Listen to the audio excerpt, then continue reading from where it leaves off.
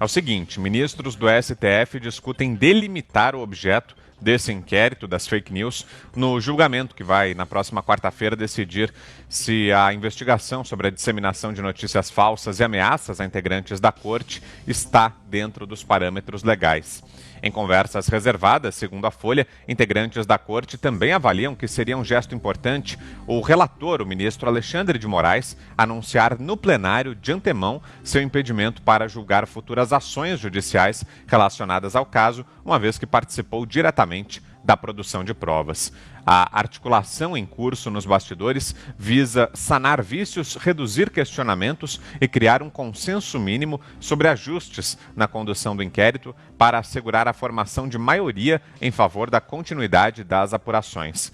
O acordo que está sendo costurado tem o aval do presidente do STF, Dias Toffoli. A permissão dada nesta semana por Moraes para que os investigados tenham acesso aos trechos dos autos que lhes dizem respeito foi vista como uma sinalização de que serão feitos ajustes na forma como vem sendo conduzido o caso. Uma ala do STF, não identificada pelo jornal, tem sustentado em conversas reservadas que, com ajustes, os ministros ficariam mais confortáveis para permitir o prosseguimento dessas investigações. Augusto. Jeito oculto eu já vou logo eliminando, né? Fontes do STF, ministros preferem se identificar. A gente sabe quais são, a gente sabe direitinho qual é a facção que reúne essa turma, essa merece chamar de facção. No STF é o seguinte, eu ia mencionar esse inquérito entre os itens da pauta que eu posso oferecer ao STF, já que eles estão tão desocupados a ponto de ficar incomodando aí quem não tem nada a explicar. A deputada Carla Zambelli, ela estava tentando uma negociação política para que o Sérgio Moro não deixasse o governo. Só. E eles estão preocupados também em resolver esse caso, quando eles poderiam, nessa pauta que eu gostaria de resumir aqui, julgar os denunciados pela Operação Lava Jato e que continuem impunes porque o Supremo não julga ninguém e quando julga absolve, julga de vez em quando. Está com tempo sobrando? Cuida disso. Cuida da turma da Odebrecht, cuida da turma que tem foro privilegiado e por isso mesmo quer garantir o foro privilegiado para ficar sob as asas do Supremo, né, que protege bandido direto, né, o tempo todo. Por que eles não vão resolver o que fez a Gleisi? Por que eles ficam soltando o Lula e fazendo essas investigações, né, induzindo a Polícia Federal a fazer esse tipo de apuração em torno de uma pessoa que não deve nada aí à justiça, caso da deputada Carla Zambelli. E os que devem? E o Aécio Neves, que é protegido pelo Gilmar Mendes, que fica se entendendo com os senadores para que o Aécio que seja bem tratado até no Congresso. Né? Ele protege os amigos. Até quando vai continuar essa brincadeira? Esse inquérito conduzido pelo Alexandre de Moraes é inconstitucional, ilegal e cafajeste. Cafajeste. Como é que alguém pode, como é que eles podem aceitar, os demais ministros, que um presidente do Supremo resolva abrir um inquérito, quando não cabe ao Supremo esse tipo de investigação, isso é coisa da polícia, escolhe quem vai conduzir, que é o caso do Alexandre de Moraes, não define o objeto da investigação, não permite que os acusados, é Kafka total, não permite que os acusados tenham acesso às investigações feitas por essa dupla de trapalhões, e eles ficam brincando aí de detetive quando deveriam trabalhar em casos sérios, como, por exemplo, os casos dos envolvidos na imensa roubalheira do Petrolão, do Mensalão, e que continuam em liberdade graças aos ministros da defesa de culpados que existem no STF, que até tem o clubinho deles ali na segunda turma. É a segunda turma, né? Que é a Libertadora. Isso, a segunda. Então é uma piada. Isso aí, eles só por contraste, eles realçam a mediocridade imensa e o oportunismo que regem o trabalho do Supremo hoje. O Supremo é uma corte vista com desprezo por todo brasileiro que tem mais de 5 neurônios e leu 2 livros.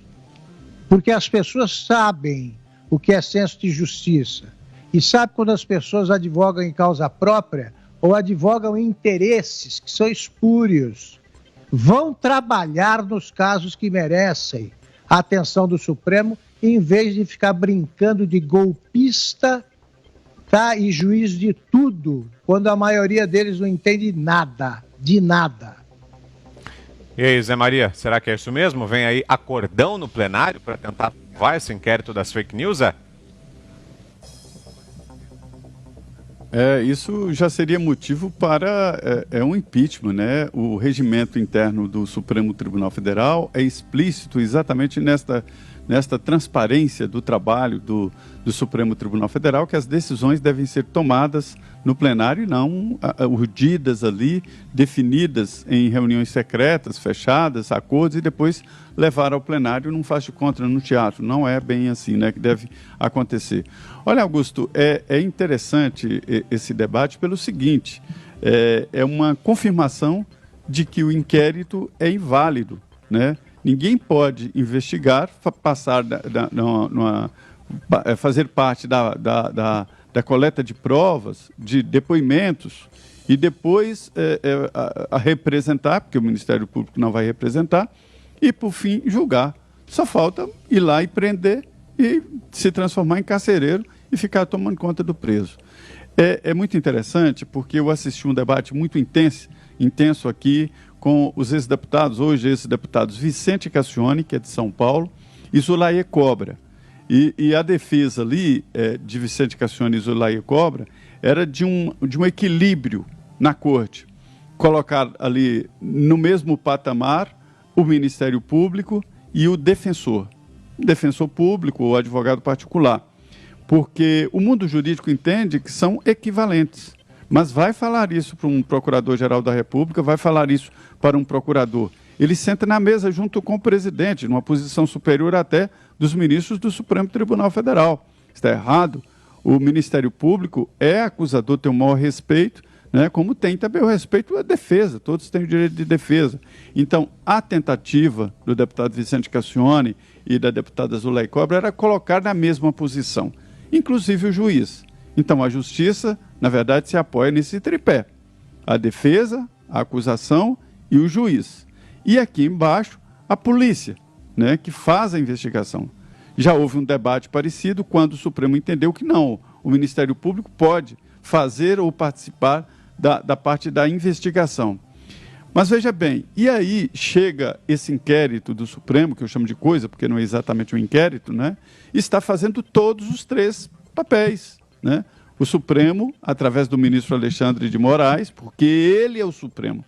Tanto é que ele é o Supremo que as determinações dele têm que ser cumpridas, e devem, a Constituição manda, né, como se fosse uma decisão do Supremo. Ele está investigando, ele está coordenando a investigação. Ele determina a Polícia Federal. A operação última, já são mais de 12 operações, a operação última não foi a Polícia Federal, foi uma determinação do ministro que levou a polícia a agir. Então, ele faz parte da investigação. Então, é lógico que ele não faria parte também do julgamento, mas, espera aí, ele representa o Supremo. Então, o Supremo não poderia fazer parte desse julgamento. E mirem que só agora entram pessoas com foro, com prerrogativa de foro privilegiado, que é a história de entrar no Supremo, deputados. Antes eram pessoas que teriam que ir para a Justiça Comum, e algumas partes desse inquérito foram para a Justiça Comum. Eu vou sugerir mais uma vez que o Supremo mande essas investigações para a Polícia Federal e para o Ministério Público, se livre disso, e aí o processo anda, as investigações, porque ali há investigação de ameaça, explosão de bomba em porta de ministro, mas o que a gente discute aqui é não o conteúdo, mas a maneira como está sendo feita a investigação. Assumir que não pode participar do julgamento é assumir que o Supremo também não pode participar desse julgamento, aí, desse inquérito das fake news, né? Ô Fiuza, mas esse acordão aí do inquérito das fake news, será que não é um sinal de que até os outros ministros ficaram constrangidos com o que está fazendo o Alexandre de Moraes? Será que os colegas acharam que ele foi longe demais agora, Fiuza? Eles estão todos, Vitor, tentando arrumar um jeito de empurrar essa novela para frente. Porque essa novela já está desmoralizada, ela já nasce desmoralizada. O gabinete do ódio, né, a premissa, a tese, né, que é fundadora desse inquérito, é o gabinete do ódio, né, que é uma urdidura de forças fascistas, que responde por, né, eles querem emplacar essa tese, né, que todo o apoio de redes sociais que a gente tem visto e que mudou a história do país, mudou os rumos do país para melhor aí nos últimos anos, por uma agenda clara, não é uma ideia, não é um palanque, não, é uma agenda clara, inclusive com reformas dificílimas já aprovadas. Isso tudo, os queridos companheiros togados querem fazer crer que foi uma urdidura do gabinete do ódio, do bolsonarismo, do protofascismo, né? É por isso que eles estão arrumando um jeitinho de levar um pouquinho mais de tempo para esse inquérito se desmoralizar de vez. Ele já está desmoralizado entre as pessoas normais, as pessoas que olham e veem, né? Ele só encontra guarida, ele só encontra prestígio dentre essas pessoas, essas fake news de grife, né, como eu costumo chamar, que estão interessadas em barrar de qualquer maneira a ascensão da liberdade de expressão pelas redes sociais. É disso que se trata. Então, Vitor, esse inquérito, ele é irmão gêmeo da CPI das fake news, né? E a CPI das fake news, que já está absolutamente desmoralizada, elencou, né, num relatório, dentre as supostas bases de disseminação de fake news, o jornal centenário Gazeta do Povo. Isso é uma vergonha, a CPI que já estava desmoralizada, né, pela tese do golpe lá de WhatsApp, etc. Eles fizeram uma lista e colocaram o jornal Gazeta do Povo entre disseminador de fake news e disseram que isso foi baseado em agências de checagem de fatos, que disseram que a Gazeta do Povo espalha fake news. Eles tentaram atingir um jornal que eles acham que é de direita. Aliás, a Gazeta do Povo hoje em dia tem uma linha editorial altamente crítica ao governo Bolsonaro, altamente crítica.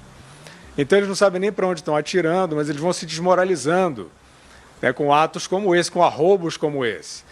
E só não vê quem não quer, que é a liberdade de expressão, seja na rede social, seja num jornal secular, que está na mão desses aventureiros, né? Está na mão dessa guerrilha representada por essa dupla dinâmica do inquérito das fake news e da CPI das fake news. Eles vão tentar empurrar essa novela para frente, mas ela já está desmoralizada.